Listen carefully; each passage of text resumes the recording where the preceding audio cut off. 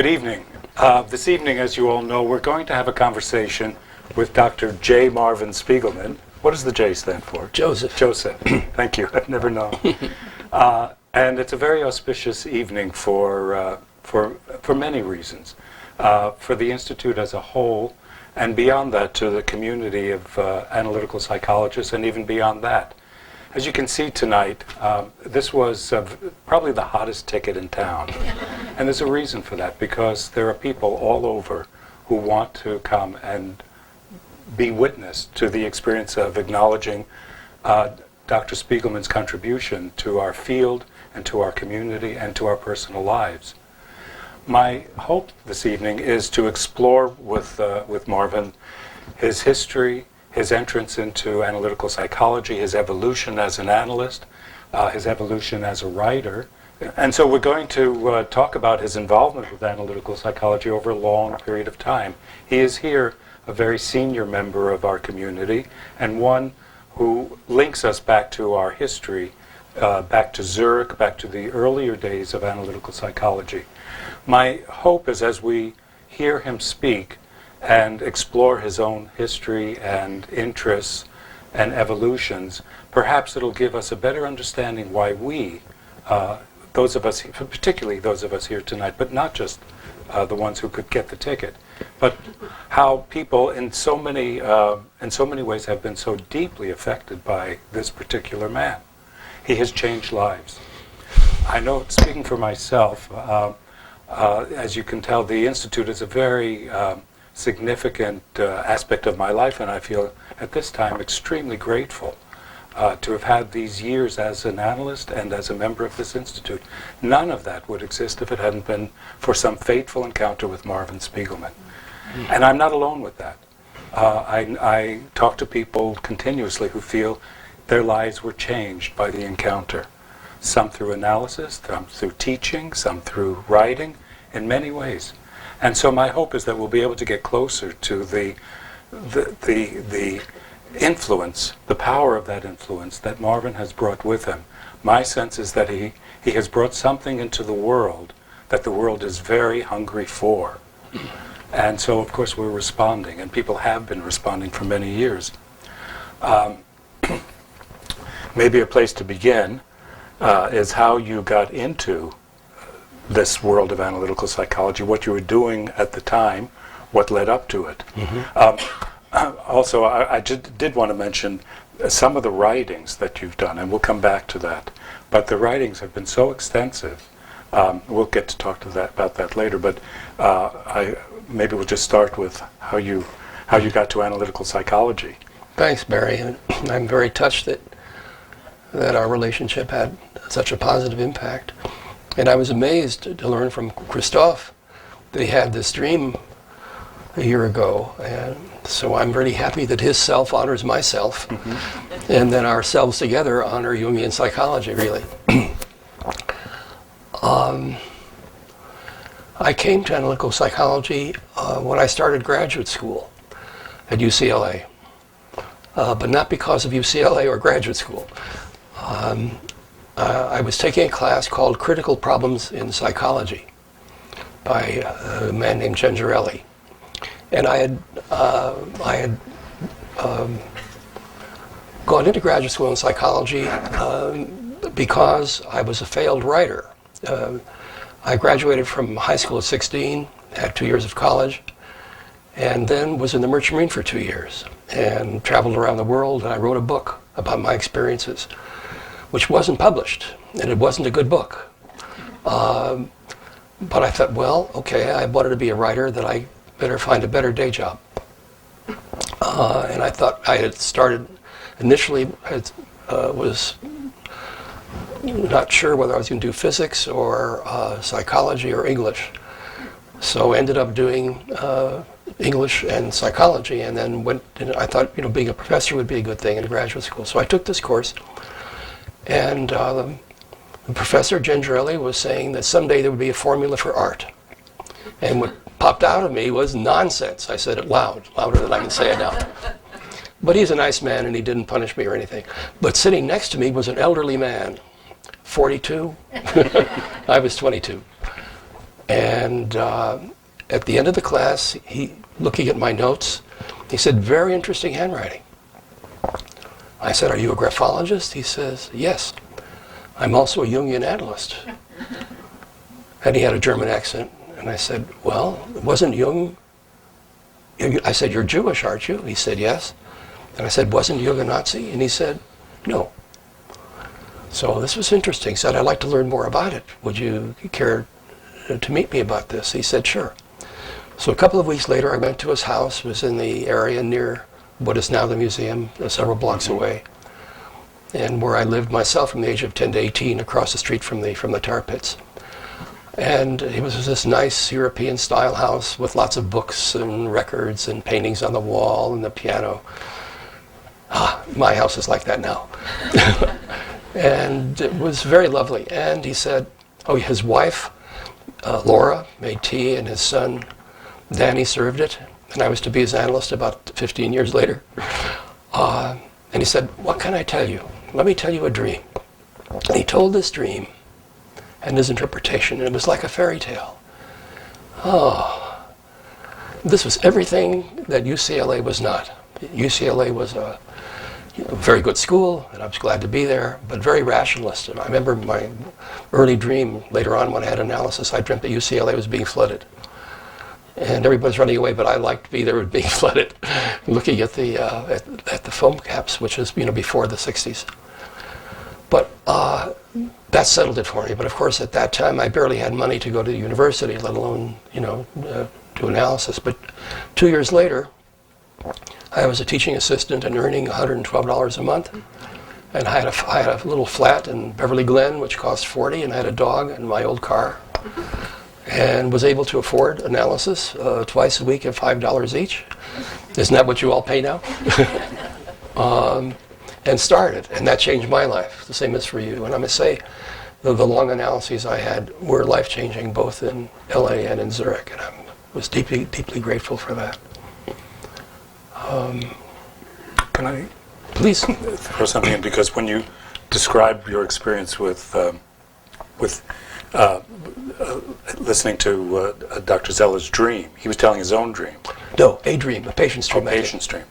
And it really took you. I wanted to share that was my experience with you in the very early days. I love you too.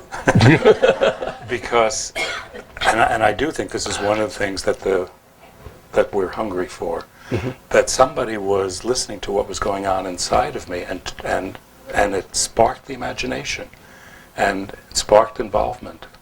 That was an incredible phenomenon. And it's not, we can say that very easily, but it doesn't happen so easily. Yeah, because it's the soul. And I think you and I were discussing it when you came over, is that in the last year of Jung's life, at one point, he was responding to a letter from a Mr. Wolf, not Tony Wolf, saying that he had failed. He might as well die because he had failed in his mission. His mission was to tell people that they had a soul.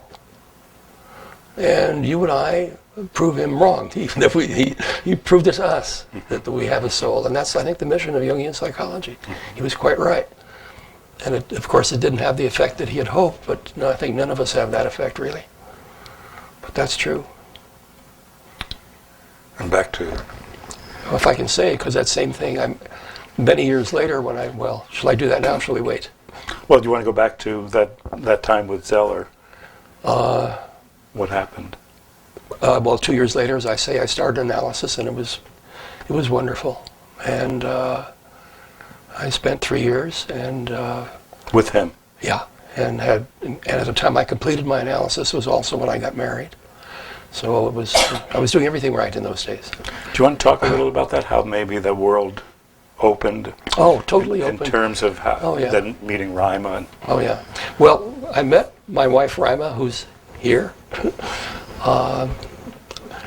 at my Ph.D. party in 1952. She came. she came with a colleague. I was doing. By that time, I was in clinical work, and I was doing an internship at the Veterans Administration in Brentwood, and she came with her friend, and I thought they were together. And she tells the story that I was sharing the flat with a friend, and it was upstairs, and looking down, and said she looked up, and I looked down at this gorgeous woman with a wonderful outfit on, and I thought she belonged to my colleague, but she was just a friend. Well, later on, I discovered it was different. Anyhow. By the way, Zeller came to my Ph.D. party. Don't all the analysts go to their Ph.D.? And things are different then, the things you're saying. Very different, much more informal. And I know one of my colleagues was Harvey Wheeler, who came, and he was in deep Freudian analysis, and he was terribly chagrined by that, how my analyst could show up at my party. Well, little did he know that a year later when I married, my other analyst came, Peggy McLean, and at my wedding. So obviously it was a lot looser.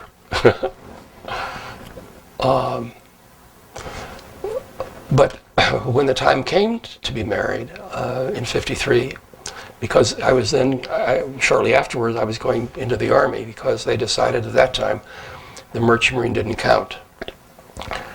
And I'd been all over the world, and I thought I was Jack London and was going to write all these stories, but it didn't work. And I didn't know what to do because I wasn't a member of any synagogue or shul or anything of that sort. So I went back to La Brea tar pits. I lived across the street from that thing from the age of 10 to 18. I used to go there to meditate all the time.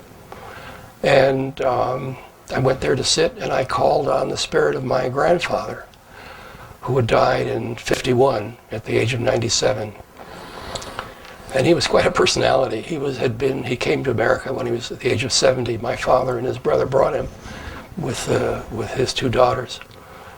And he had been a Chassid and was a follower of a man called the Sfas Emes, and a very important Chassidic leader. And he was, he sat in his chair with his pipe, and he barked very often. He didn't have a lot to say, but it was a powerful personality. But during the first year of my analysis, I dreamt of him, and I went to see him and talked about, the past and heredity and so on. And I failed to mention that when I went overseas, when I went to war, he had given me back in '44. He gave me the blessing, and in the tradition from which I come, the blessing was not just go and come back whole, but was a blessing for the spirit of the family. It's like Jacob. And that means a lot. And it meant something later on when I saw Jung. So when I called on him after, it may seem strange to you that I called on him after he died. It didn't seem so strange to me at the time, nor does it now, but generally it would be. And I went to sit there, and Marvin, get up. Grandfather says, get up. I got up, started walking, and I walked down Wilshire Boulevard, turned up Fairfax, walked up about 3 blocks, he said, cross the street, go in that building. The building happened to be a synagogue, a small synagogue, and it was a Friday night, like now, and the rabbi was conducting services, and he looked just like my grandfather. Beard, gray hair, blue eyes. Okay, thank you, Zeta. So I know where I'm supposed to be.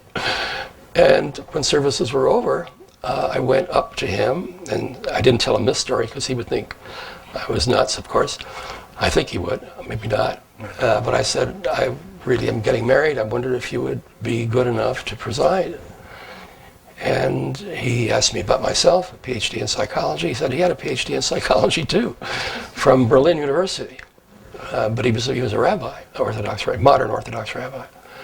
And he said, well, I think I can, but I need to speak with your bride. So we arranged it, and Rima and I went to see him at his study, and he asked her questions, and he asked her about her background. And her grandfather was a rabbi at the border of Poland and Germany.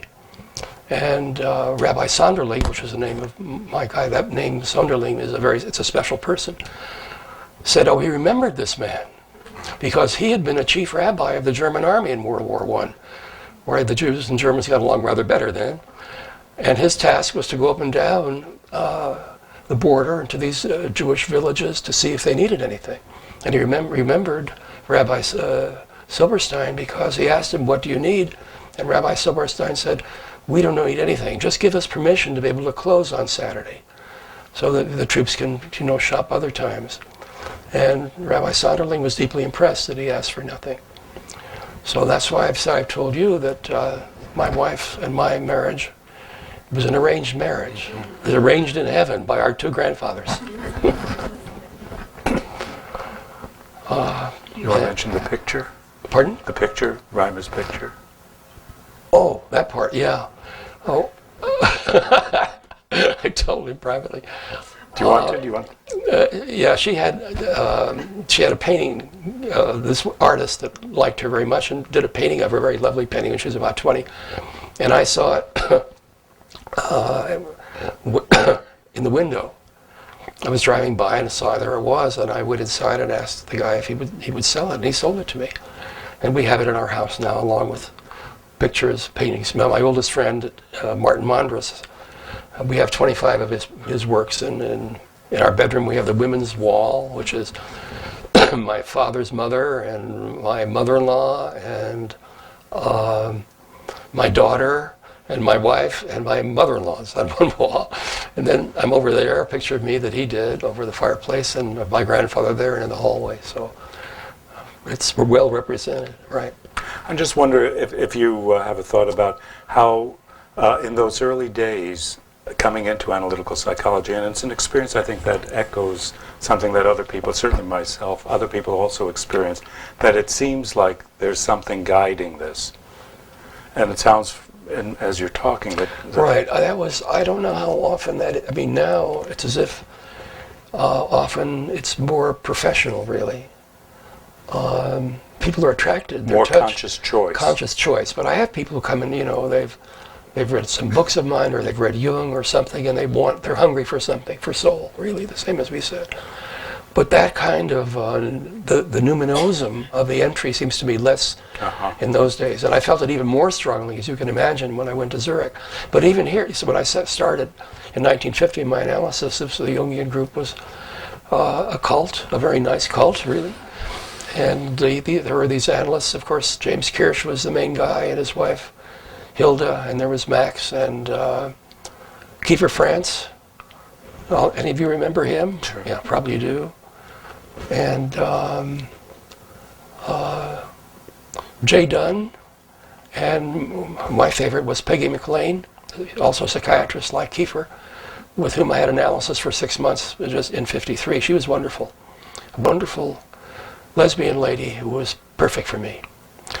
In those days, that was not so common. Everything was being hidden. Mm-hmm. There were two others that I didn't know as well. One was a strange lady who gave a lecture on chirology, palmistry. I was trying to get a Ph.D. in psychology. That was a little far out.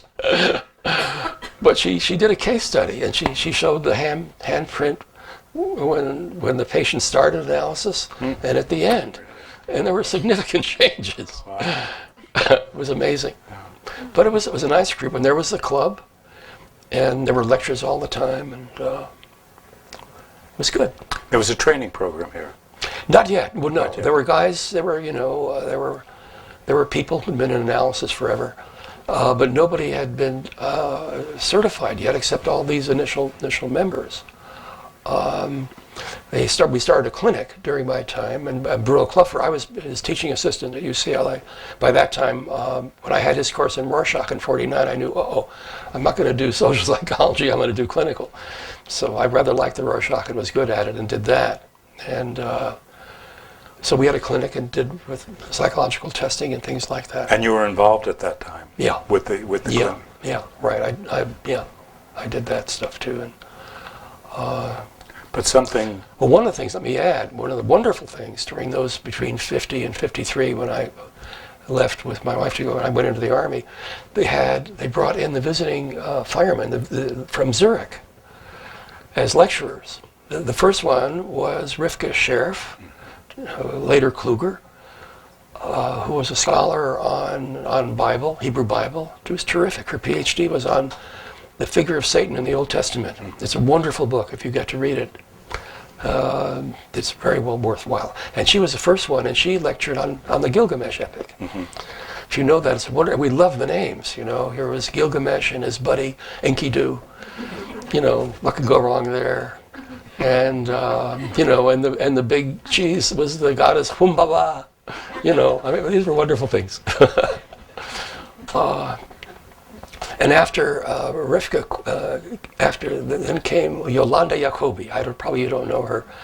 She was the only extrovert in that entire Jungian society in Zurich, and she wrote a book on the psychology of Jung, which was interesting because it combined Gestalt psychology and field stuff like Kurt Lewin, only had content like Jung. So it was an interesting thing. And I'd read that before I even started analysis, and she lectured, and she was, you know, very interesting, flamboyant sort of person. So there's a lot going on here. Oh yeah, and after her came von Franz. Now, that was a big deal, you know, von Franz. And I had a session with her. Sometimes you could have sessions with the visiting shrieks, and I did that. And she told me, this is not getting Jungian, before I told her my own dream, that she had a dream that night before I came about that in this area were all these wild, you know, ancient animals. I said, well, yeah, do you know, we have a place here called the La Brea Tar Pits that I lived across the street from for, you know, all these years from 10 to 18. And that's exactly what we had. So we had the connection. Unfortunately, it occurred to me only later to invite her to go see this. And I kicked myself for a long time that I didn't do that. But I was made up for that back in the 70s when she came out. And I was out of the Jungian group at that time. And then she invited me to dinner at the Palisades. We had a great evening. And yeah, she supported individuation above all institutions. And that had a big impact on me, that meeting. Then I had 2 big dreams in that week. It was wonderful. And her lecture here was on the Puer Aeternus, which you probably all know because her book came out on that later on. And then Fordham was here too after that. And it's interesting because he presented a case of child analysis with a big mandala at the end. So that's when he was a Jungian. That made him the Jungian type.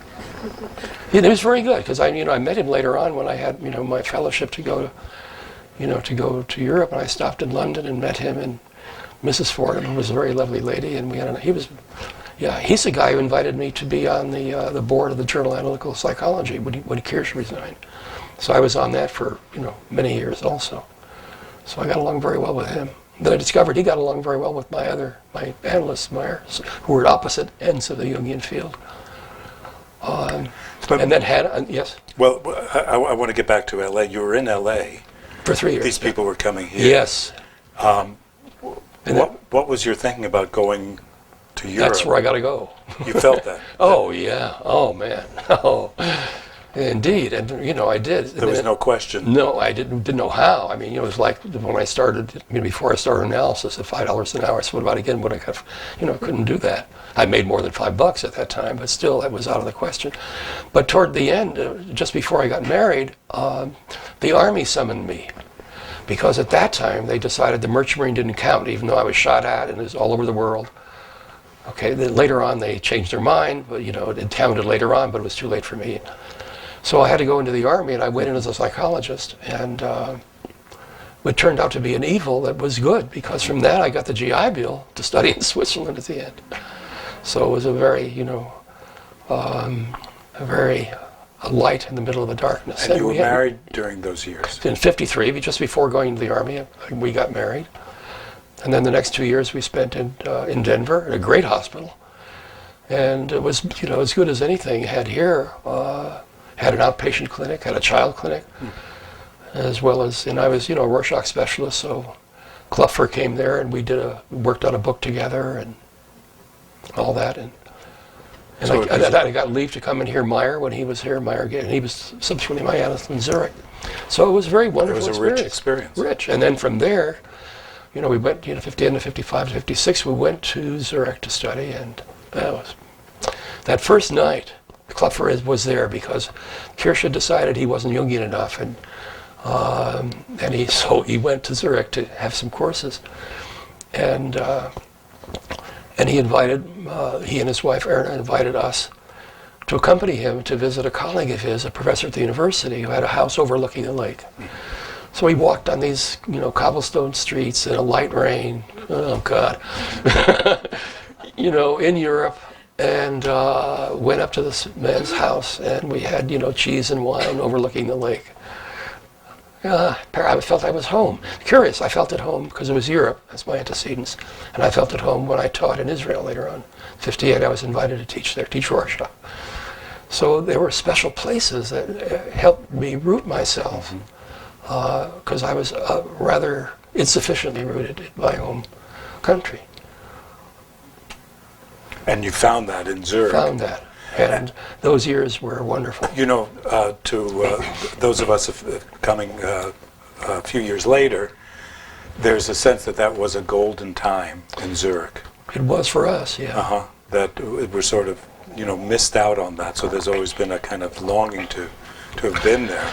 Well, I don't blame you. Because it was quite a crowd that was there. Oh, yeah. You want to talk about who was there and the kind of relationships that developed. Well, the teachers were, first of all, this whole crowd. Here, von Franz gave a seminar every semester or so, and Barbara Hanna, her work, an extraordinary lady from Scotland. And Madame Jacobi, of course, and Meyer gave some sometimes, and a lot of visiting people. There was Carigny in Greek mythology who lectured, and Quispel came from Holland, Gnosticism. And Suzuki came even. Can you imagine? And we had, there were. Also, it wasn't as narrow as you think. We had Freudians. As a matter of fact, at the first IAP, the first international meeting of the Jungians in Zurich in '56, or I'm not sure what, '57. One of the main speakers. Was a man who did direct analysis, a Freudian, a classical Freudian, but he did the work called direct analysis. Do you guys, any of you remember that? No. His name was Rosen, David Rosen. Yeah, you don't hear much about him now, but he talked about, he would, I'm fairly active as an analyst, but he went right in there and told them what was what. And he was invited to speak. So, this is a very unusual place. He's very classical, deeply committed to the soul, yet open to other kinds of influence, and certainly open to, to scholars of other fields, very strongly so. I was very grateful for that. Now, among the students, they were from all over the world, and we had quite a few, and a number from America. Of course, there were the three of us, James Hillman and Robert Stein. He was an LA person, and we were called the Sons of the Prophet. You can't imagine why. Rather passionate, I think. And a number of others. There were, some of the Swiss I liked, but Rudy Michel, who died young, unfortunately. And my favorite, Sonia Mariach, I think now Joe McNair has worked with her, and I don't know any of the others, and she was a wonderful analyst and a great woman. Brilliant, but who switched from being brilliant to being connected with folk art and that kind of thing. A splendid woman. And Mario Jacobi was a student at the time too, with us, as well as, and there were a couple from England. Pope was one from Germany. One woman, Pitt Heumann, and a number from America, good friends of ours. John Phillips was a good friend of mine, very close. He had 1,000 years of Freudian analysis, and his whole thing was how can he reconcile that with, being a Jungian, and he never could those years. And he had other issues he had to deal with, but ultimately he did finish long after we did, and he went back to New York. And was Jim Aylward, a Catholic priest from Montana that we were very close to. And here's an example. Our little apartment, people would come a lot, and we'd have, after classes during the day and analysis, we'd come and talk. And here, I was 30 when I went there. Here's a chance to be a student again when you're 30. It's wonderful for those of you who can do that and without having to earn a living. That's the part. That was great. And I remember Jim Aylward, he and I would get drunk, and he threw up in the toilet, and then he was trying to deal with his priest, things like that. Everybody was allowed to go a little nuts there. And it's because you're outside of your milieu, and you're allowed to really let the unconscious overwhelm you without, total destruction. And we did so, and there was a container for it. Yeah, and Jung was alive. He was in the background, and all these people. I remember sometime there was a denial about the psychosis that happened. There was a chap from New York who really went off his rocker, and I remember working with Barbara Hanna, and she sort of asked me what she should do. He was a psychiatrist. So I said, "Don't you have medical coverage?" She said, "Yeah," and she went there, and she said he was just having an invasion of the unconscious. It was indeed that. He recovered, and he went back to his home place, and he was okay. But in the meantime, with all that, it was very intense work, analytical work.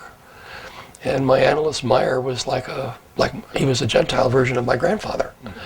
He sat there, for these years, and he had his pipe, and and didn't say, I did all the work, and it was fine. I really learned a lot by doing all the work myself. And but he carried. It was a deep connection internally that made that possible. And maybe when you said that the tradition there was classical Jungian. Yeah. Maybe not everybody knows what that means, and I think that's a word that shifts around.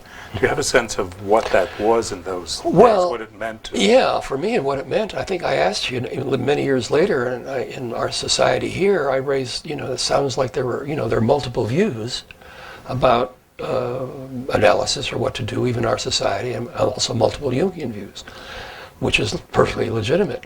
So I wondered, and I thought, well, what is the central thing about being a Jungian analyst? And I thought it was the religious attitude toward the psyche. When I raised that question here, that everybody said yes. The most Kleinian of our Jungians said yes. So they all agreed. Well, in Zurich, it was that plus. It was a tremendous sensitivity and focus on the soul. Tremendous freedom for all the students to do whatever they needed to do. And, you had your analysis, you took courses, you didn't have to come and go. You had to, pass your exams, the probatonicum, and then the final exam. But it had the European style, of you're a grown-up, you do, all that. And in the sense of it was focus on the soul. Your own. Yeah, and then they would, of course, in that would be work with dreams, as dreams and fantasy. For example, in my work with Meyer, working again, twice a week, the same as I did here, except once here I did 3 times a week. I'd bring the active imaginations that I'd be doing all the time, very heavy and I would bring that. And he would just participate in that. And so I was doing my own analysis all the time. And he would make comments or I remember one time, he was, for me, he was like carrying this image of total transcendence. God is a zero who doesn't give a shit about what's happening, So I said to him, I could drop dead right here and you wouldn't give a damn. You know what he did? He laughed. Well, he did give a damn in his way, which I discovered, when just before he died, I saw him in '95. I went to the international meeting with my friends and colleagues, the McNairs and the Levines, and we hiked up in the mountains there as well. And I talked to him and to von Franz, and they were both, he was very near death. He died the following November 15th, the same day that my father died. And von Franz was alive for a couple more years, but I spent quite a long time with each of them. And they both expressed, they thought Jungian psychology was dying, that they had lost track of the shadow and of the depth, had become shallow and collectivized and professional, rather than in the depths. And then I wrote a paper about 10 years later was it right what they were saying? Or was it their own approaching death speaking? And I did this paper called The Mortificatio of Jungian Psychology. And I concluded that they were right and wrong because and then of a long thing of study, journals and all that was certainly true. But when I went back again to Switzerland to teach, as I did many times, all the students from all over the world, and they were just like us, alive and searching, and it was the same, it was still alive. But not necessarily distinct the way it had been. No, not the those same. early No, days. not. Without that. But they had soul. I mean, they don't have to have my soul or your soul. They have to have their soul, and that's what the Jungian thing's about. Of course, Jung thought he was the only Jungian, really,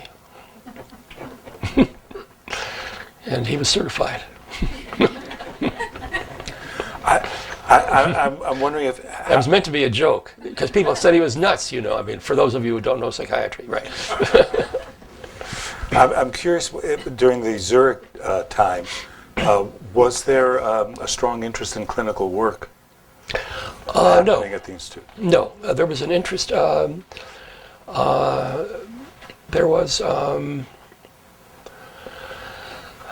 were courses. I mean, Bash was an excellent psychiatrist, a Canadian, who became a Swiss, and he wrote a wonderful book in German on psychopathology, using the types. And it's never been translated, unfortunately. It's a wonderful book, and he gave a good course. And we went out and visit the hospitals. But, you know, I got into a big stink with my friend Guggenbuhl. You know Adolf Guggenbuhl? Terrific. He's a psychiatrist at a Jungian, and he was around our time as well. And I was a clinical psychologist with 5 years of hospital experience, mind you, and all. And I was required to take the exam on psychopathology where the physicians were not.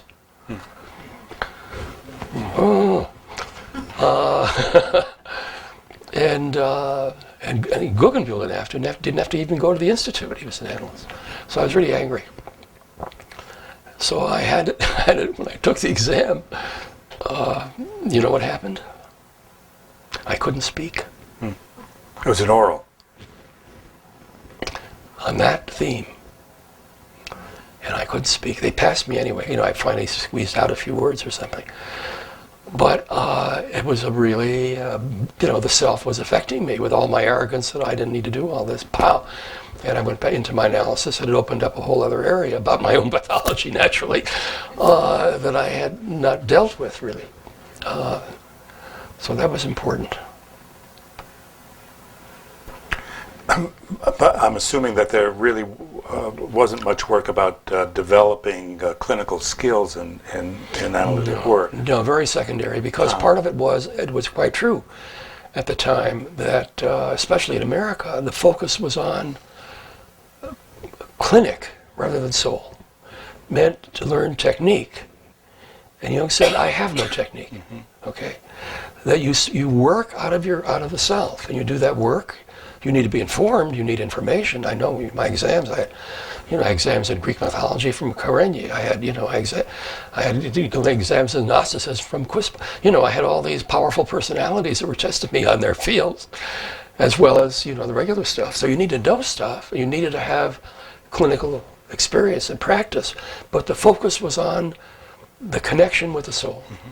And so much then, it's now even more so, even in Switzerland, all those places in Europe now, was on, on getting licenses and being proper and all that stuff, which is not particularly good for the soul. It doesn't necessarily kill it, but it doesn't help any. But not all our work analytically has to do with that. I mean, we have to stay with our soul. But the patient has, they have other concerns, don't they? I mean, whatever they come in with is what you're there to help them with.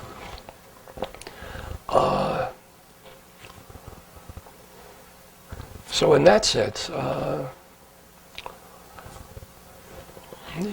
also you say, what they required, for example, to be an analyst, you had to have a master's degree in any field. And a lot of these English guys were, with English, degrees were much better qualified. I once did I did a research with the Rorschach many years before, and gave Rorschachs to interpret a number of people. The English majors were the best because they had imagination. The psychologists were the worst, except when I taught in Israel. I taught for a month at Hebrew University. Those guys understood everything. I don't know, it must be in the genes or something. Well, but Rorschach wasn't Jewish, so when I came into it, it seemed to me very apparent that there were no models. Like you say, Jung said he doesn't have a technique, and that, of course, I would have to find my own. Exactly. And one of the things I was saying to you is that, I'm not sure if you see it this way, but I think what you have evolved as your orientation to doing analytic work is very unique, very much an expression of your individuality. It's true for all of us. Yet I think yours has had a very strong presence that, it's particularly you. And I'm curious if you have, back in Zurich during those early days, if you had a sense of how that was evolving for you. No, I think I'm in a way surprised. I think so, because I see myself as a classical Jungian, actually, with the addition of working more with the transference directly in the work more than my teachers did. Otherwise, I'm a classical Jungian, I see myself at. And I think if you see that, it's the self that's, you see, I feel when I do the work, I feel need to be connected to the self. And if I'm connected to the self, I will be connected, I hope, to the self of the analysand, and then that's where maybe you're thinking of my idea of mutual process was developed. Early on, that already happened when I first came back from Zurich. And I was writing a paper for a Festschrift for Meyer, and I wrote a paper on some implications of the transference. And following up on what Jung had said and what Meyer had said is that the analyst is changed by the work, is in the work, just like the patient is. And I'd felt the same thing, is that if you're working from the self and the self is constellated, there'll be a third is in the room. And we're both relating to that third. So lots of times when people think they're talking about projective identification and all that stuff, what they're really saying is that the self is there. And it's being polarized in the two people. But they're both, they say, you did it to me, but no, you didn't do it to me. It's being done to us, really. So I worked from that a lot. And then as a consequence of that, I felt it was... just to stop for a second, because I think that is a very unique position to take, particularly today. It seems to me like it's the only possible position, because the fact is that's what happens. You see, if you're a therapist and you're working from your own depth and you constellate the depth in the other, then the self is in the room. Now, that's a fact. I don't think it's a theory, it's a fact. You can do something else. You can, like Freud did, you can try to protect yourself, be behind the couch, do all those things, with good reason. I'm not saying he was a fool. He knew what he was doing. But you protect yourself from the unconscious that way. But if you choose to not protect yourself and be open and vulnerable, this is the fact. Now, what you do about it, can vary. You can close off, and they're perfectly legitimate. I'm not saying they're wrong. So that's the fact to deal with. Now, I probably have more self-disclosure than a lot of people, sometimes to my detriment and probably the detriment of a patient now and then. So I've had to become more perspicacious about self-disclosure. But part of it is, if I have a dream about a patient, for example, I have an obligation to tell the patient that dream, unless there's good reason not to. Now that's opposite what our clinical field would say. You see, the idea is you have to protect yourself from what's wrong with the patient, protect the patient from what's wrong with you. That's baloney. It's in the room. You see, it's not possible. It's in there. Now, you can try and do all those things. So when it gets to be a mutual, you see, many analyses don't have much of that. It's very asymmetrical, stays that way. It's fine, mama, papa things, that's good enough. Even then it's mutual process because it's, mother implies a child, father, and so on. But it seems to me that when that happens, you're working together. There's a mutual transformation, of which alchemy is a wonderful example. If you look at the alchemical pictures of the Rosarium, that seems to me that's mutual process. Now people can do it differently because it's right for them. I'm not saying they should do it my way in that regard, but that's what I concluded from that work. So if you feel that's different, it's because the self is different. Well, I think also that what you're expressing is such a strong commitment to that. Yeah. It's a point of view that we're in reading Jung's work, we can read it, but we don't necessarily live it as fully as your commitment to do that. I think that's really thanks to my analyses and especially in being in Zurich, because I think about that. I tell the story about at the end, about meeting Jung and what Jung was like. He gave a lecture at least once a year, a public lecture, which was wonderful, of course. And he gave a seminar to the advanced students, which was very nice.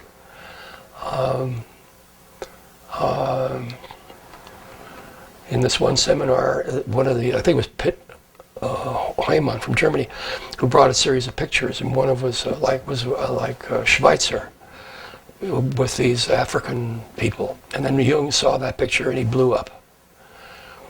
And he blew up at Schweitzer. He said Schweitzer was a coward. With all his brilliance, you know who Schweitzer is, you know, yeah, okay. That he goes off to Africa and messes up these poor Africans when he should be really dealing with the souls of the Europeans. And he was... Another time he got angry. My friend John Phillips was struggling always with a symbol. So when Jung gave this lecture, I asked Jung the nature of the symbol. What do you think happened? He looked at me and said, "You can find that in any book." What happened to me? I sank into the floor. I've only emerged now after 60 years. Anyhow, but when I went to, at the end of my training, I wanted to see him. And I really wanted his blessing. As I told you, I had received the blessing, the family blessing from my grandfather. And that was the spiritual blessing of my tribe, so to speak. But I needed the blessing from Jung as my vocation. So I went to him and said, that's what I was there for. He said, well, we'll see.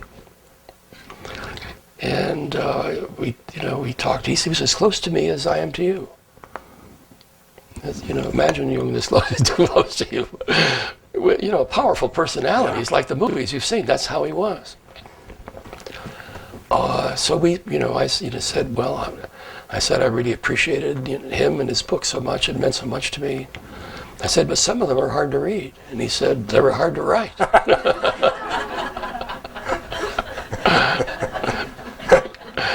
And he was. Then I sort of gave. He was talking. And he started talking about his experiences in Africa, and he told about his dream. The famous dream where he's in Africa, and he dreams while he's in Africa. He dreams he's in Chattanooga, in America, and he's getting a haircut from a black barber, and where he says he felt he was going native and he had better get out of Africa because he was losing his European identity.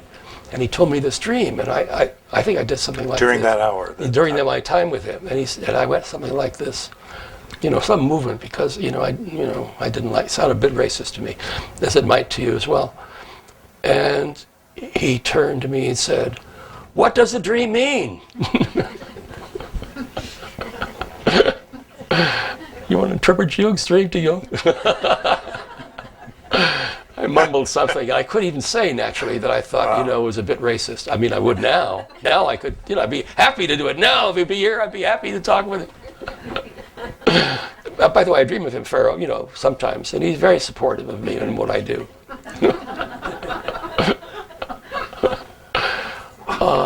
What happened? Did he give the blessing? Or? Yes, he did. But I think he did do that at the end. What he did was something I haven't heard other people. I was terrified about going back to America because I was afraid I was going to lose all that I had gained. Here I was in Europe and all of that. I was finally, my soul was at home. Yeah. And he didn't say anything, but he started talking. He said, he told me about this patient, this woman from New York. And he wanted to show me these pictures. He showed these pictures that this woman did, wonderful pictures with wonderful golden light, which really suits me.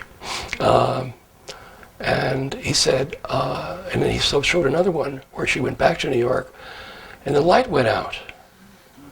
And that's, of course, exactly what I feared. And he said, but it came on again. So it was very helpful. And at the end, when I finished my analysis and training, a final dream, a big dream I had, I guess I can tell that one, because it predicted a lot of stuff. of the next years. In the dream, I was saying goodbye to Alice Maurer, who was the secretary of the Institute, and leaving the Institute. And as I left, I approached my mother's mother. And she seemed very serious and pointed over there. Over there was a brick, one-room brick house, but had no roof. And it was open to the sky. All around was sunshine, but above that was a starry sky. Now inside that was this guy, a dark-haired guy, writing, and arguing with God and writing. Okay. You wonder where the 20 books came from. That's the guy. And then I left and I was on a ship. I was a chief mate, and the captain was a presence, a golden presence. And it was a ship that went over the Alps, the ship that could do the Alps, and down Italy into Mediterranean, and down through South America, and back up to Los Angeles. And at San Pedro, it turned into a truck. And the truck went on, and then there was a sailor that got off, and went to Pasadena.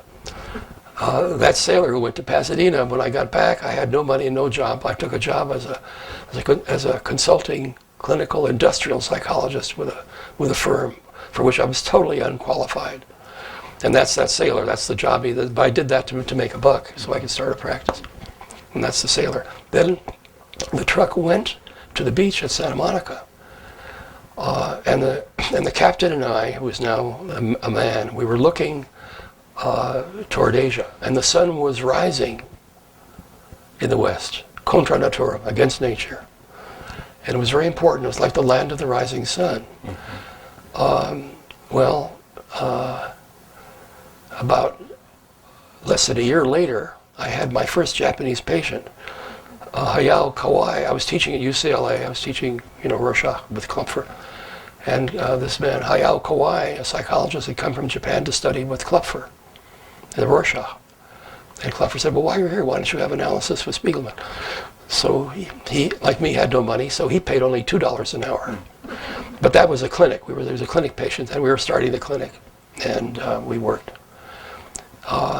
And we worked for about a couple of years while I was here. And then he went, as some of you know, the Jungian analyst anyway, he went back to Japan and was teaching, and then got a fellowship to study in Zurich, and went to Zurich and graduated.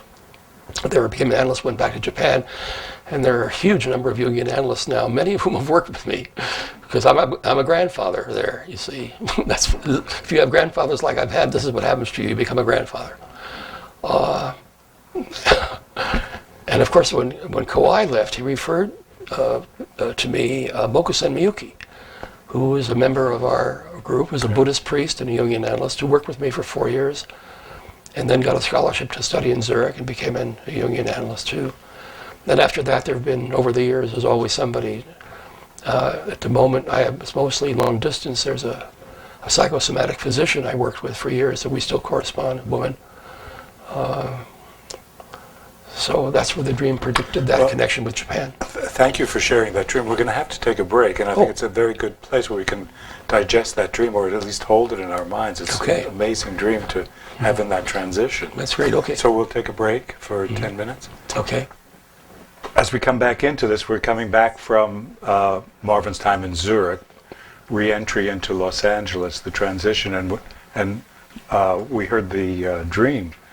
It reminded me, hearing the dream reminded me, of course, about the writing, and what a big part of Marvin's life the writing became.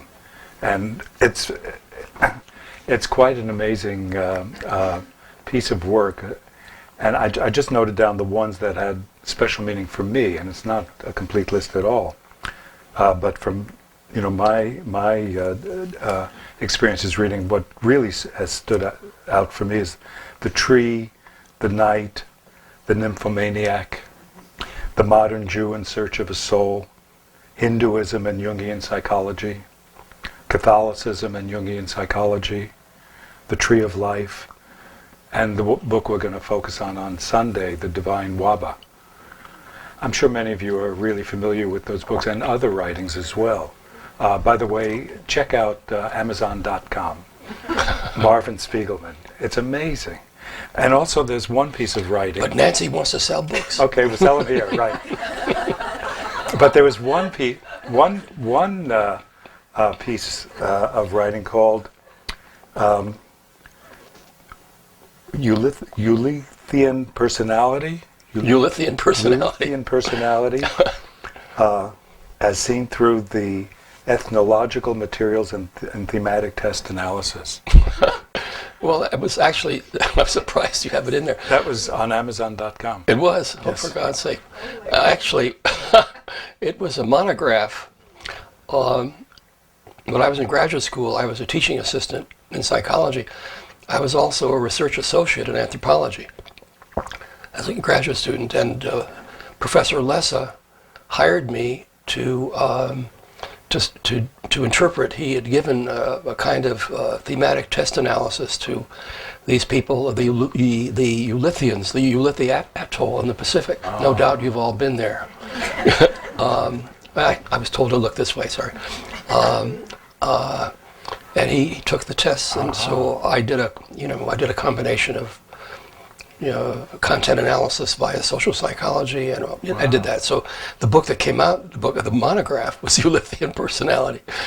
But it was just, it was a job. But then your own more personal writing started. Well, I wrote articles. I have a bunch of on Rorschach and on. I wrote on physics and psychology. Other things. All kinds of. But that was later on. The book writing began when I was 40, and that's a big deal because my friend Bob Stein and I had resigned from our local society for various reasons, and we were gone for 14 years and came back 14 years later. And my 40th birthday was a great celebration at our house. And Henry Miller was one of our guests because I had worked with a young woman, for a year or two, and at the end of her analytical work with me, she said that she was dating a writer. Okay. And then some months later, after she finished, she called and said that the writer that she would refer to, that she was having a relationship with, was Henry Miller. And Henry Miller wanted to meet me because he had never met a decent psychologist, and she sang my praises. So would I like to meet Henry Miller? Would I? So he was living in the Palisades, and Rhyme and I went out there and knocked on the door. And of course, I was very nervous. And he opened the door, and I fell flat on my face. Naturally. Guess what he did? Picked you up. He fell flat on his face. Wow. He was with a lot of Japanese people at that time. Anyway, so we got to know each other, and we got along very well, and we went to dinner a lot. We were great French meals out. He loved, as Rama says, he loved women every way, right? He did that. He asked me, was Jung fond of young girls? And I said I thought not. He preferred more mature ones. But anyway, he wrote a dedication on my first book. But what happened when I left the Jungian Society, it was a great loss for me, of really feeling bereft and alone. And I was saying earlier to somebody, my life was pretty much programmed from the age of 24 to 40. And everything was going my way. I was a fair-haired boy, and I was a fair-haired boy, and Bob Stein was the dark-haired boy, and we both left. Together? Yeah. And I had a dream shortly after that I was on a field of battle with a knight dressed in black with a golden sun. and I was with the knight, and then the knight was saying that we no longer had a cause to serve, outer cause, which would have been the Jungian cause collectively. That was now finished.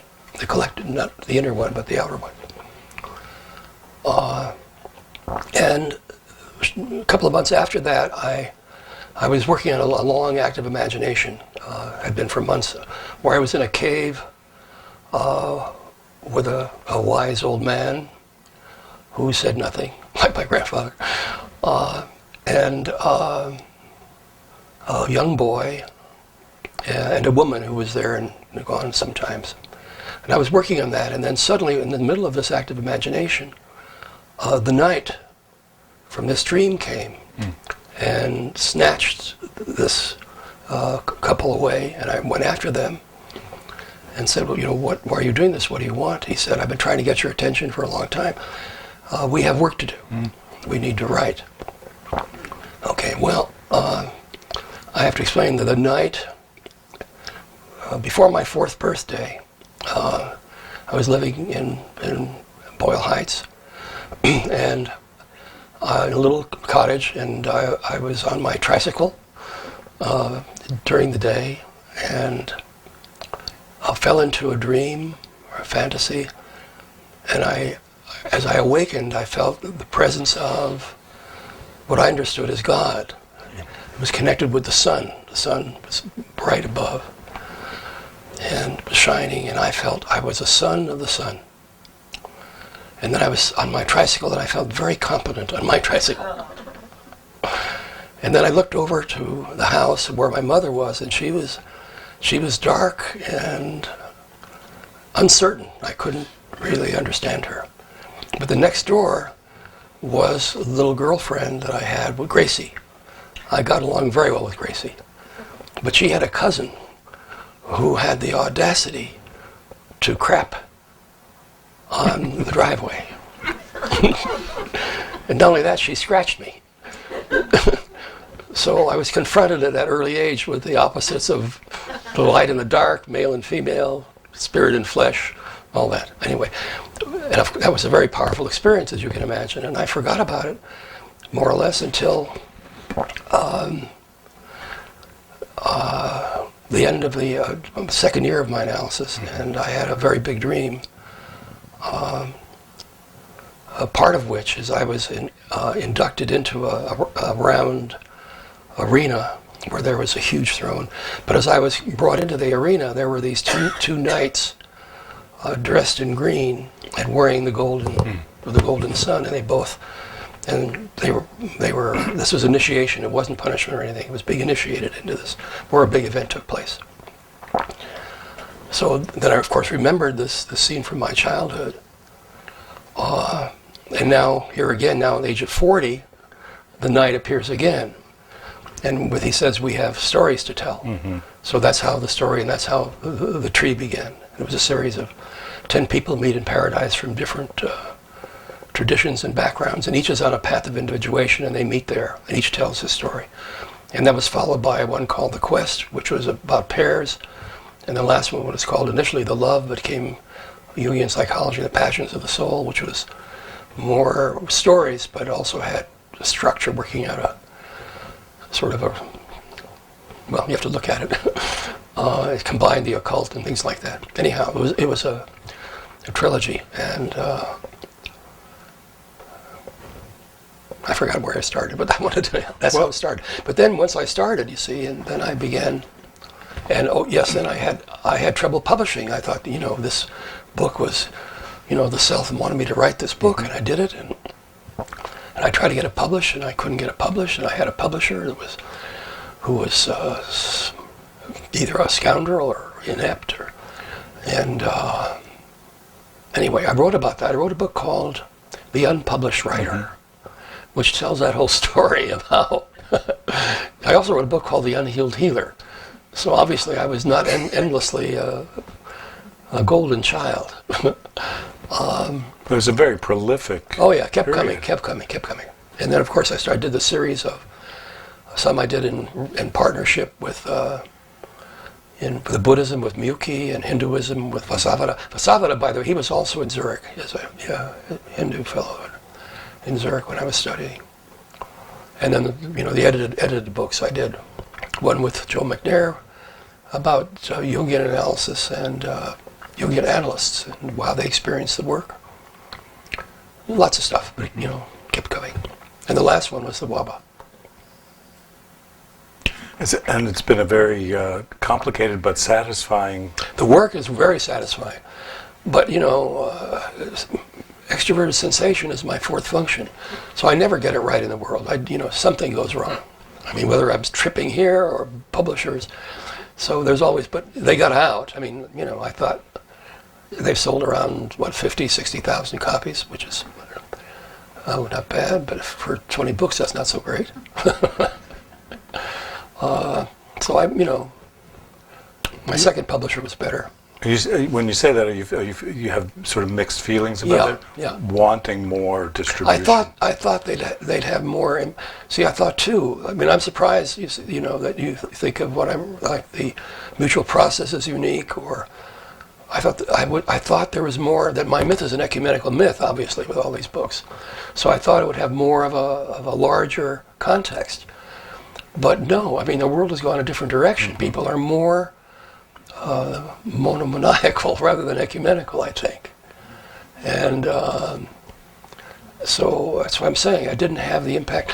But I think, I think I'm part of a great tradition. Freud was very unhappy. No, he was at the end. He said, his technique didn't work. Adler had given up therapy altogether and was going to movies in New York. Yeah, and died in the street. Mm-hmm. Reich died in prison, went mad. And Jung, I told you the story. I think he was better off than most, but he had his moment too, that it didn't work. So it must be something in that. You're driven by the self to do something, and you think that the self is going to, yourself is going to get you a publisher. No, she won't. It may or may not happen. Mm-hmm. So from the age of 40, it was more, I was on my own. I was with the self all the time, but it didn't, I was doing my work, mm-hmm. but it didn't guarantee. There's no guarantee what's going to happen out in the world. Exactly. But it was having tremendous effect on you. Oh, yeah. Oh, indeed. Oh, yeah. Yeah, fine, because you see, when how these things work, I did within 3 months of my first analysis, I had my first active imagination.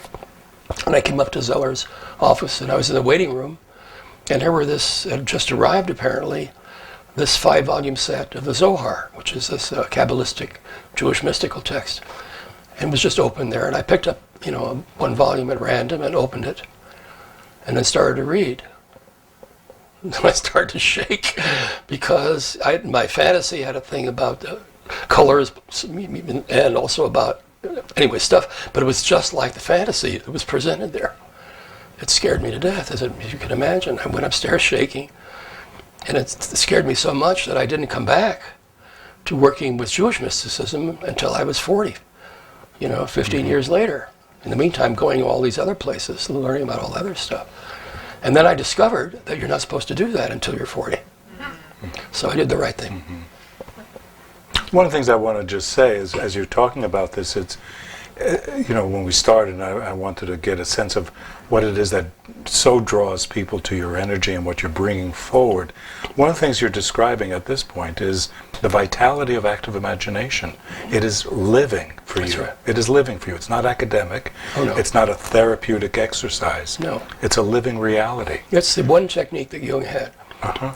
And you can see that. You read the Red Book. Is that you have an individual connection with the soul, and you do your work, and that's, that's it. It's your soul, your work, and out of that comes everything. Mm-hmm. And so you're carrying that spirit where the world has moved differently. Yes, thank you. Yeah, exactly. Because my work, the fiction, the tree, the quest, and the love, were really an extension. I thought of it as, I called it psychomythology, mm-hmm. because it's taking active imagination another step. Because I take on these various figures and do their individuation, so parts of your own soul are individuating, so to speak. but also I was taking on other myths and entering into those myths. So it felt to me like it was a combination of literature and Jungian psychology, and I call it psychomythology, and that's had a huge impact. Yeah. No, I'm teasing. I don't think it had any. Well, not a huge impact. Not a huge impact when you talk about numbers. Right. I just want to remember something that I heard in this room 30-something, maybe 40 years ago, about numbers, and the Right. to not get caught up in. You're absolutely right. Because particularly the kind of writing and Jungian psychology in general, those Not sales very are popular. not very No. popular. But I do want to just make a link, because what you've been doing in these 40 years with the writing, bringing the active imagination to a kind of another level of living reality, we're now seeing the impact of Jung having done that. Right. And it's come out in the Red Book, and people are really getting something from it. I didn't realize that connection. So you see that the active imagination has values that maybe we hadn't perceived when we conceptualize it really as therapeutic technique or therapeutic. Right. I think that you brought it out of that. Well, it's that, but it's more than that. And I think this is such a, this is a technique that you use for yourself, and it's not because it's like it's your dialogue with your own soul. But yes, that's how it's presented. But you're, I think, taking it another step, that it also has relevance to people outside. Well, that's what I thought, that the books would have that impact, and it has. Again, not the. Well, the Tree sold it did 2 printings, maybe 6,000. Curious, of all the books on religion, the one that sells the most is the Buddhism and Jungian psychology, which is I did with Mokus and Miyuki. And the Hinduism didn't do it. It's amazing to me. It's a mystery to me. And the Judaism? Not so much. No. As a matter of fact, I've only seen 2 or 3 rabbis in my whole, they don't come, but I've seen a lot of priests. In Hindu, people, Buddhists, those folks. I've seen a lot of those folks. But one of my favorite was this Lady Mayor, a rabbi, who worked with me for a long time, and then worked with Kirsch. And he was a chaplain at Cedar Sinai. And he was my rabbi, really. Every year, on the high holy days, we would go to his service, because my son worked for him and with him, and subsequently my son was a associate chaplain there for about 10 years. So he was very open as a consequence of his Jungian work, I think. When you're bringing something up, it wasn't exactly what I thought we'd be talking about right now, but I'm wondering the effect of this writing on your own religious orientation. Has it brought you closer to Jewish identity or more ecumenical? Well, this is where I think I get misunderstood, as if there's a choice between the universal and the particular. And for me, they're a pair of opposites which are very much integrated in me. Yeah. So I feel very connected with these religions, because I've had experience. This is not on my head. I've had experience having to do with Catholic imagery and Hindu. I mean, for example, I had one patient, a Hindu man, a professor from India, who came to me because he was unable to marry the woman of his choice. She was from a different country, a different religion, and in his soul, he was devastated by that. And we talked about it, and I said to him, well, he was a follower of Kali. And I had been to India during World War II and spent a month in Calcutta, and I visited the Temple of Kali. It was where I think her toe had fallen when she was knocked up in heaven.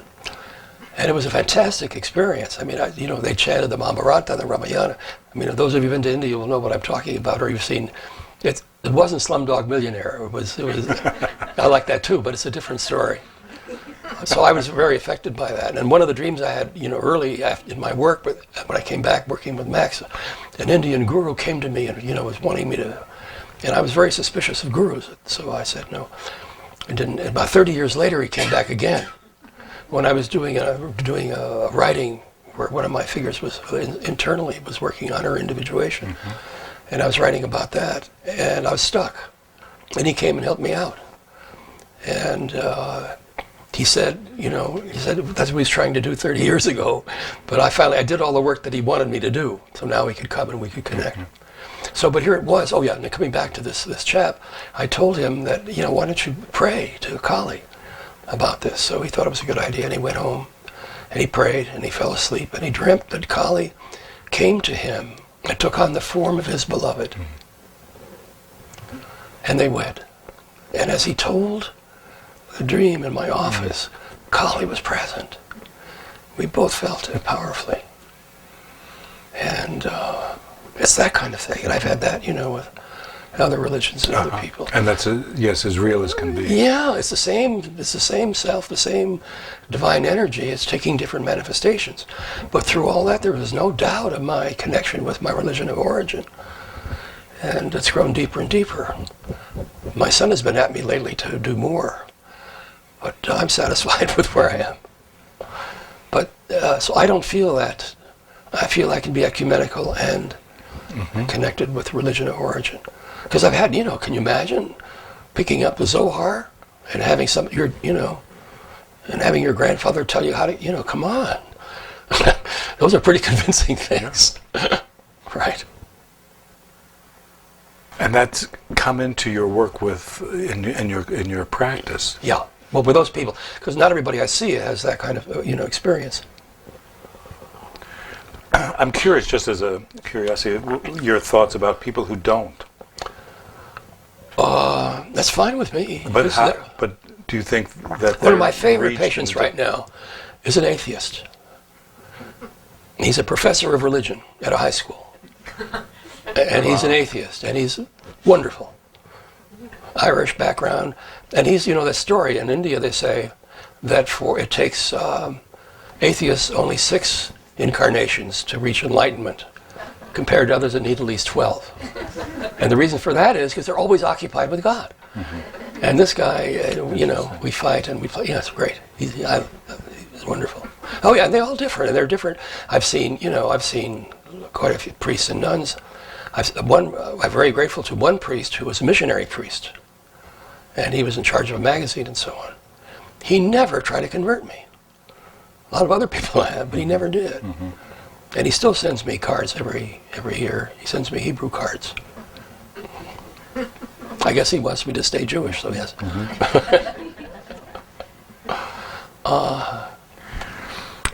But I think that's it. The soul is so wonderful in its variety. And I feel that my thought was the coming myth needs to, the world myth has to include all these without losing their particularity. That seems to me eminently achievable. Do you see that emerging? No. You don't? No. No, I see more polarization, but I think that's, it's like the opposites become more polarized before there's any kind of union. Maybe we can get back to when you did come back to LA. Yes. And you were saying that there was a tension built up here, and you left the Institute for 14 years. It's a long time to be. Right. Was that a very active time with the writing? Yes. So that. Yeah, I suddenly realized that was, for me, what the intention was of the self, to let go of that outer connection. And, I had, so when the night came and wanted to do the books, I said, look, I have a wife, I have kids, I have he said, well, he needs, 2 days a week. Can I swing it? I said, well, I have Wednesday afternoon and all day Saturday. How's that? We made a deal. And it was a good deal. And that's what I did for the next, forever. And that went on for years. Years, many years. Did you? And those years you didn't have connection with the community so much. Not this community. No, Bob Stein and I tried to do to form our own group. There were people around us that were interested, and we tried to do various things, and it didn't work. We had different visions, he and I too. So, but I did. I did. For years, I did a group with Mokuzen Miyuki. We did a meditation group. We had a number of people that met every week, and we would meditate together and then have a bite to eat. And after about 5 or 6 years, eating was more important than the meditation, so that ended. But my wife was in charge of the bell, and she would, she has a very good short. So she would ring it at the right time, and they all always appreciated her. And then, but after that, I did my ecumenical group. It went on for 15 years. These were all shrinks. I guess all of whom had worked with me. And there was one rabbi, one Catholic priest, 2 nuns, Protestant minister, an occasional Hindu. And we met all the time, and they all got along very well. And they commented, they all got along better with each other than they did with their own colleagues. They were safer. So that was nice. One thing you're reminding me of, and I remember it back in the early days when I first started my work with you, you were doing things in your work, and those were the years when you were not with the Institute. You were doing things that particularly the Jungian community, was not doing. For example, like group work. Poop work? Group.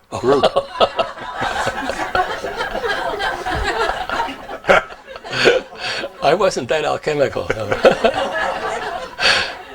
Yeah, I wasn't. I never did group therapy. Even now, I have an individuation group, but it's not as a therapeutic element. It's either a shared process, a process group, for example, shared dreams or something, or people that have something in common.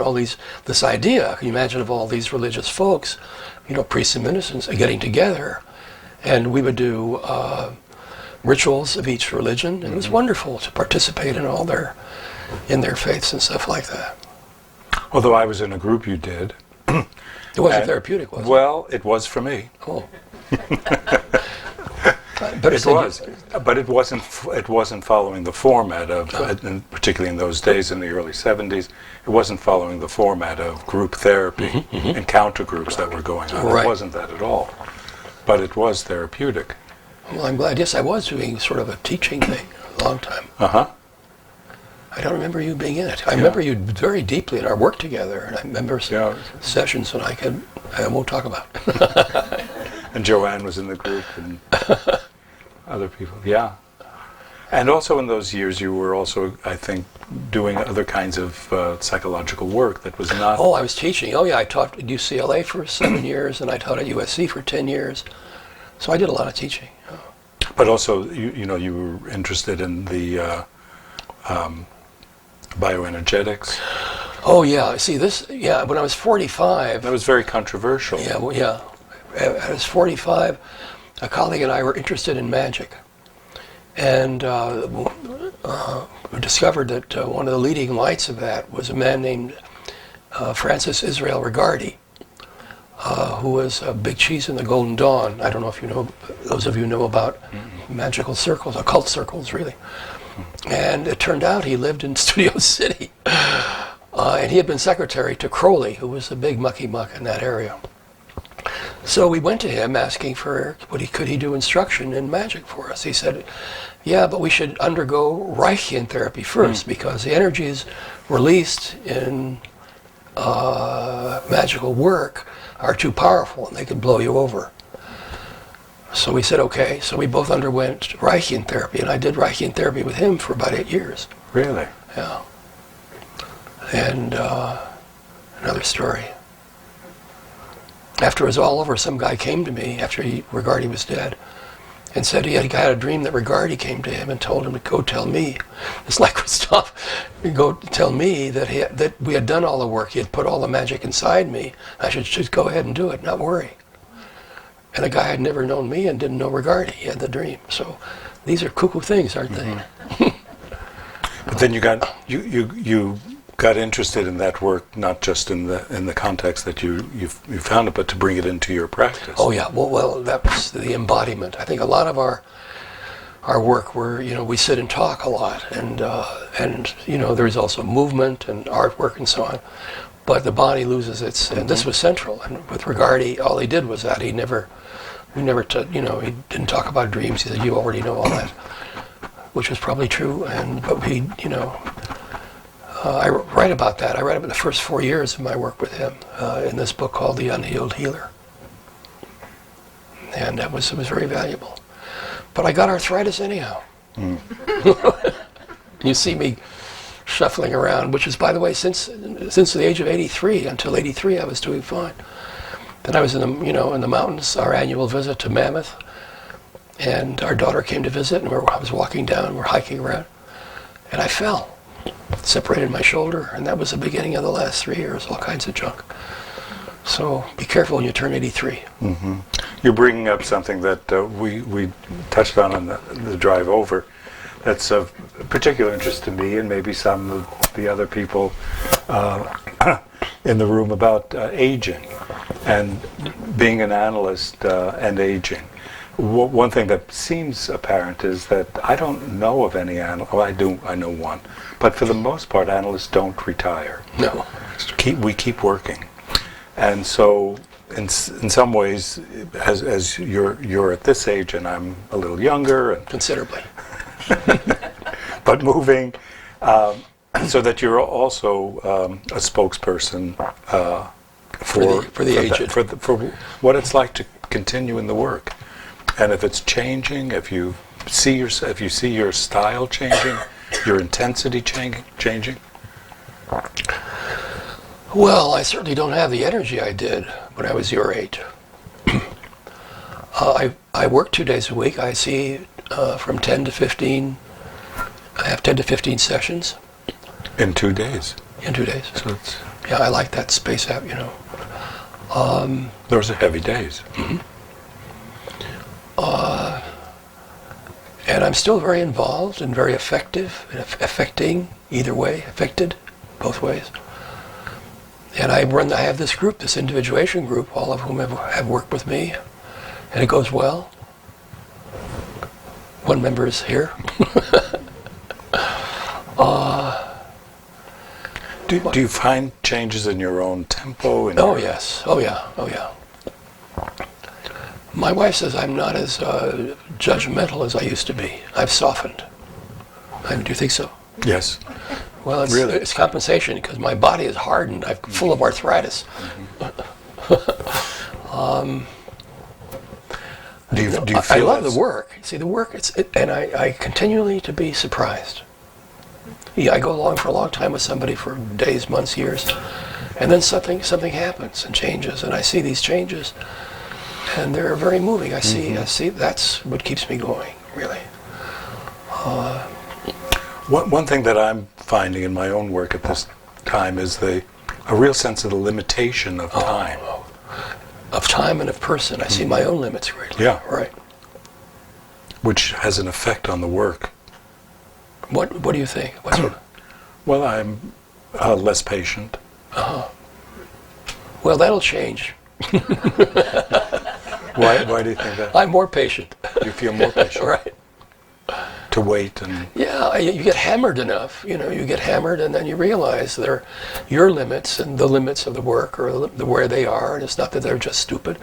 It's just that's who they are, and their myth is different than yours. And your aim is to link them to their story, not to yours or a Jungian one and so on. So, as you know that already. Yes. I think with aging, though, it seems like it's possible to get there sooner. To the patients? You mean to be being patient? No, to the place where you see the possibilities and the non-possibilities. Hard to see it, because the ones I see now, I see mostly people I've seen for a long time. Many, many years, and they come back. I have some newer ones with dreadlocks and, and tattoos, and why the hell they come to me? They came to me through the Reichian stuff. They're interested in the occult, and they figure I know something from the occult. I don't know nothing about, And, I have, it's still various, but mostly I see people I've seen for a long time.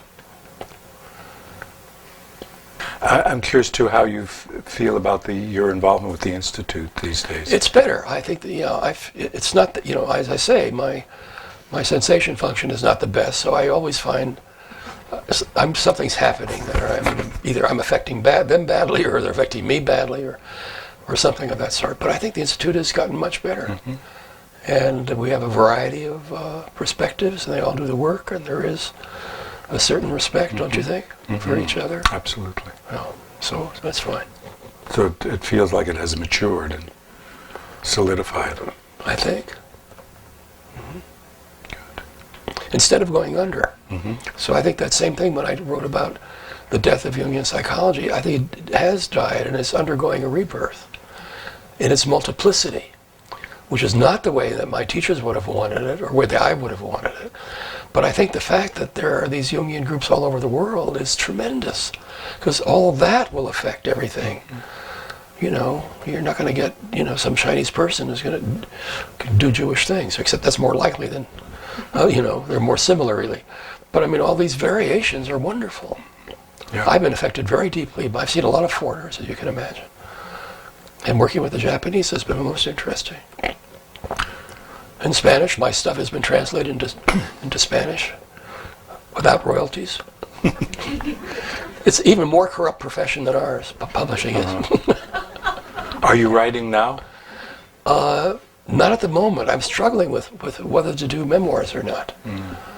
And this is in lieu of. This evening? We'll see.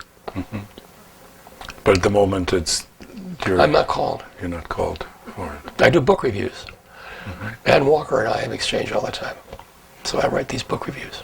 And that feels compelling. Yeah, I've been dialoguing with these. For example, Father Durley, he's a Catholic priest. Do you know him? He's written some wonderful books on the illness that we are with regard to Christianity.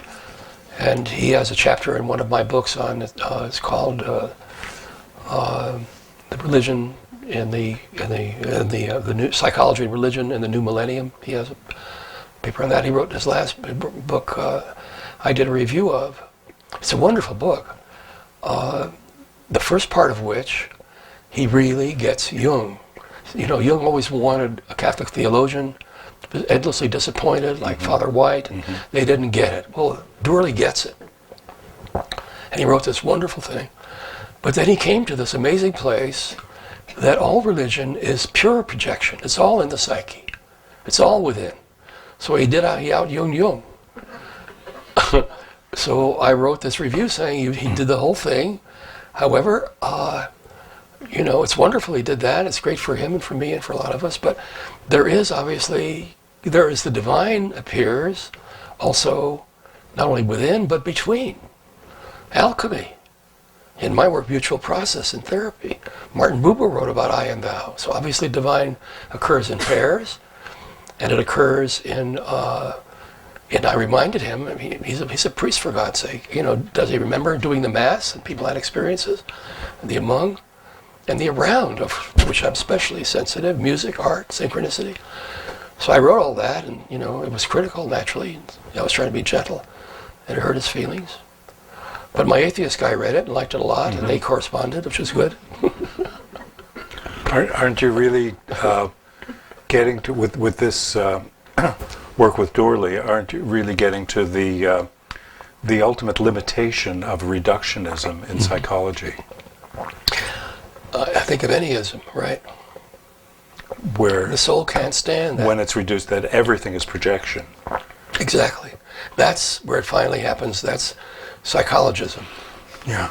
Like scientism. I don't think Durley is like that. I mean, he's speaking. You see, there's the thing. You see, he's speaking from his own soul. His self is saying it. You can see it. You can feel it.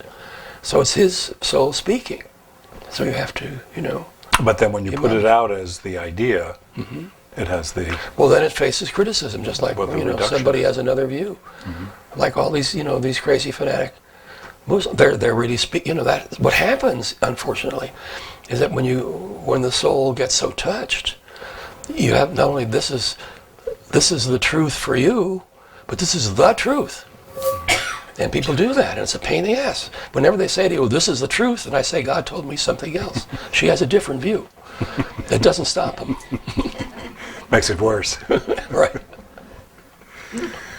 But we're going to have to come to a close, and we're going to have questions from the audience in a minute. My hope is that as you've been hearing Marvin recount his stories and his experiences, that it does give you some sense of what has drawn many of us to him and to his influence, and have been so changed by the encounter. Thank you. It's very nice to hear. Well, thank you. it's just the basic fact. Well, one of the things about growing old is like, what have you done with your life? I mean, you had this vision and this, what have you really done? So that's been a question. So I appreciate your responding in the affirmative. But do you? Yes, and I'm not. Obviously, I'm not the only one. You have a sense of what you have done. I do, and I'm very appreciative to all the people, the individuals that I've done a lot of weekend seminars, and in America and Canada and Japan and Europe, and I find, especially the young clubs, are much more receptive. There are professionals in it, but they're just open to what the material is. And they're not troubled by, the professionalism. Zurich didn't have any of that. You assume you just do your profession, you get go do your thing. But the soul was important, not the, I hate to use the word unionization because I'm in favor of unions, but it's like, But it's two different kinds of thinking that we're having to. For example, tonight we've had the freedom to do exactly what we've been doing. Sunday's event, you had to write goals and objectives for the day. Right. And so our minds have to work in that way. Well, I wrote it, but I'm not going to do that. I know. We can skip out on it. Right. But we have to satisfy that. Oh yeah. Well, again, it's like, I thought as a kid, gee, getting a license is the main thing. We can compete with the physicians. It turned out to be a disaster. Mm-hmm. Right. Interesting. I think we have to come to a close for this evening. It's been remarkable. Oh, thank you. And thank you very much. Thank you so much. And thank you all. Thank you. Thank you, everybody. Thank you. Thanks very much.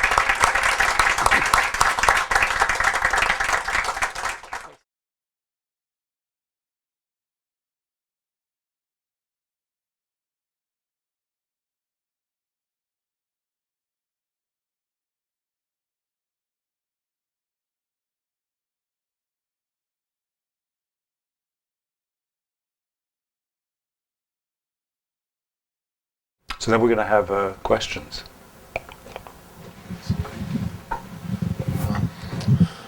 Marvin, it's hard for me to express something to you that I have felt for many, many years, and we've been very close. But I was very touched and feel tearful about one very important thing that I kept hearing you refer to in the interview before, which is, for lack of a better way to say it, the archetype of the one and the many. And your constant way of weaving it in and out throughout the entire presentation affected me when I first met you, and it still affects me in a very strong way. Mm-hmm. So I appreciate you for it. Oh, thank you, Edson. Thank you so much. And you've got it. You've got what I'm trying to say. And it's what has gotten me, as you know, for all these years. It's always working with that pair. And I usually offend somebody. If I keep my mouth shut, I offend even. Thank you. I love you too. And Marvin, I'd like to reiterate what Hanson just said, that it's brought back a lot of memories for me tonight, as you can imagine. I was the young fool at one point in time and had the dreams that said go to Zurich, and you said go to Zurich, and no. We went back and forth on that. But as a consequence, I got a chance to meet these people who were like you at once upon a time at the campfire together. Mm-hmm. And I had the dream, as you know, to just work with the people that worked with you. And there really was a difference. And I'm utterly grateful for that. And it's stayed with me, throughout my life as well, and the work I do. I got to work with those people at the later stages of their life, as you can remember. All over 70 was a requirement, not unlike the book we shared together. But the one thing you talked about that I am very curious about, and one of the things that was of a concern for me at 35 to 37 when I did share writing that book with you, I had ruptured the fourth and fifth lumbar.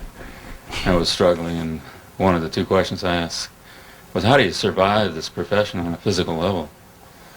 That working like we do, as much as we do, as long as we do, like you said, this is not a profession you can't wait to retire from, and here you are struggling, and the various people I know all had major physical aspects of struggle and suffering in their life. I can see mine coming in my own way. Probably, unresolved transfers.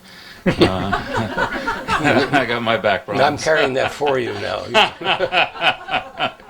So anyway, you mentioned very briefly and but comically, but I know how serious you are with it because we've shared a lot of that together.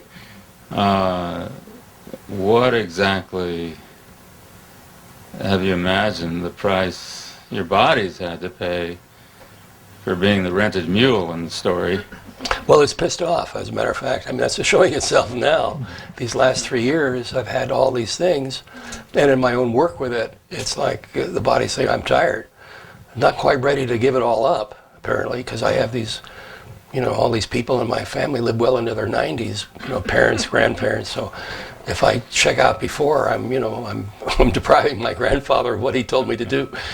But it's true. It's a huge price. I thought the Reichian work would make a big difference because, that was all body. But I'd like to share something. You stop me if I'm betraying something. You know how rebellious, you heard how Your Honor. you know how rebellious I was. Well, when this guy came to me and he'd already walked out on some other guy who was just sort of a talker, and he challenged me after a while to see he wanted to get out of the office and into nature. Well, I loved hiking and camping. That was really a favorite of mine.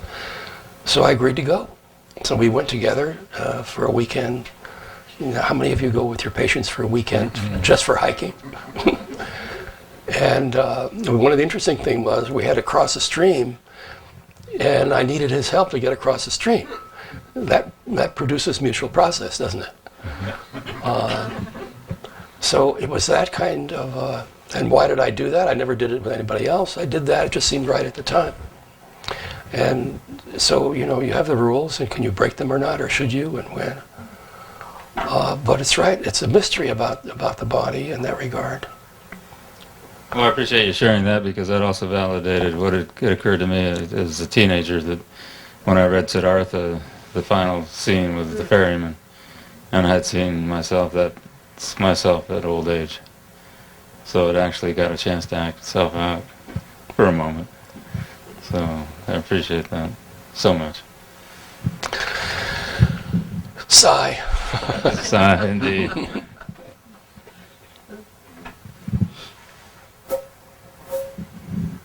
I was wondering about Joe's question, if there was maybe more about the particular of this kind of work that we do in relation to the body. If there was more you were thinking about, or...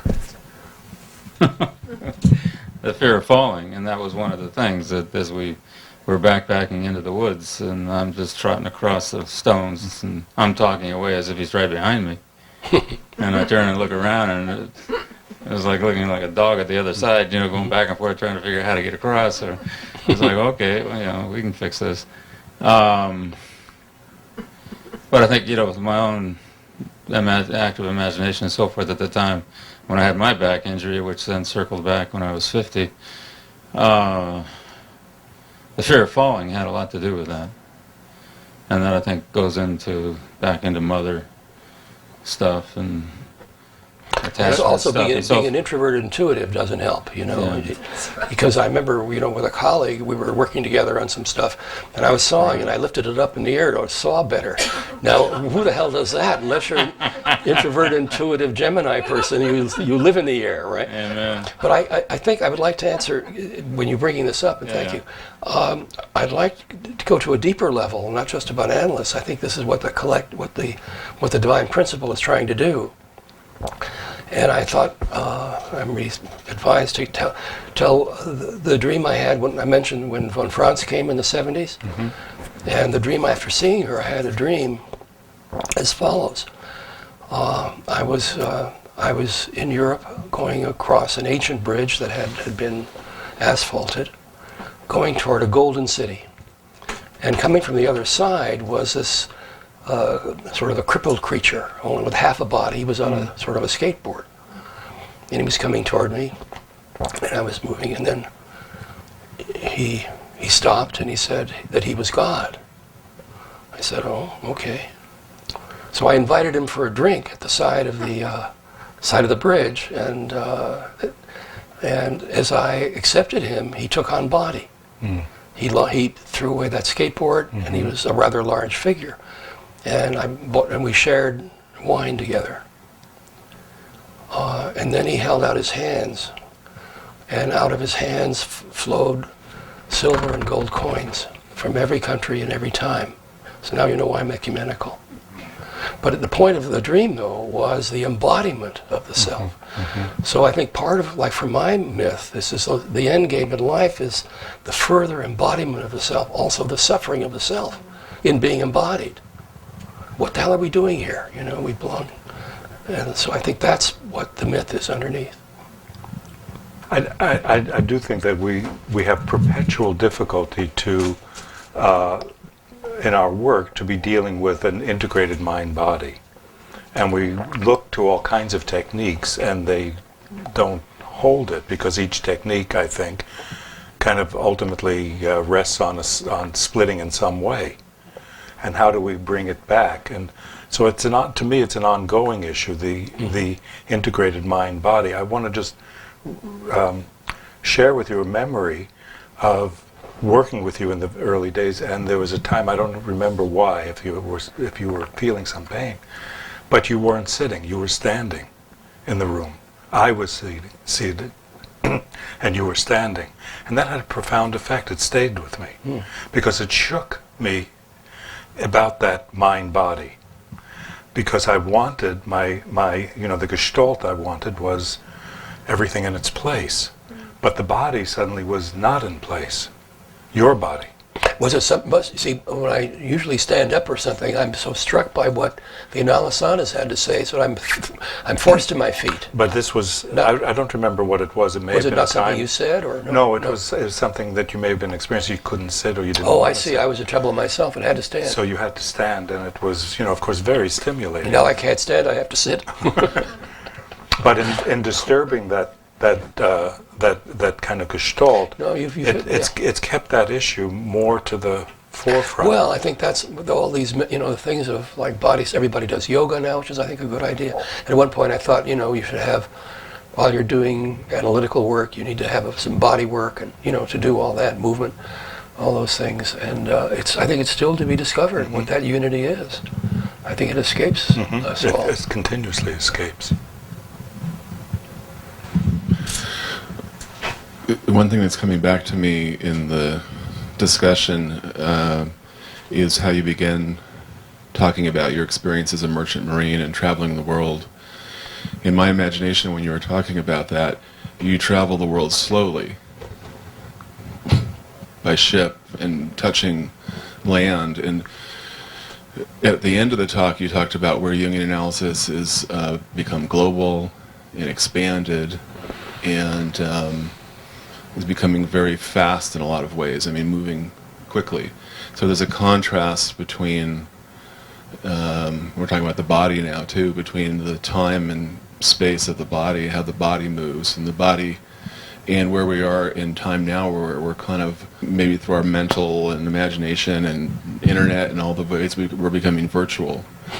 How Very good. Yeah, we're moving faster than our virtual, very bodies.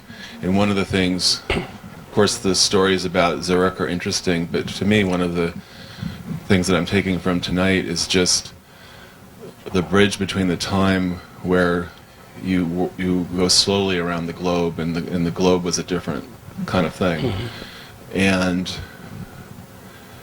how you imagined yourself as a Jack London, and telling those stories. Right. and in how active imagination, it's real, it's embodied, but it's different than that kind of traveling. Well, merchant seamen had a different sort of take on the body, actually. Mostly looking for girls. We got to port.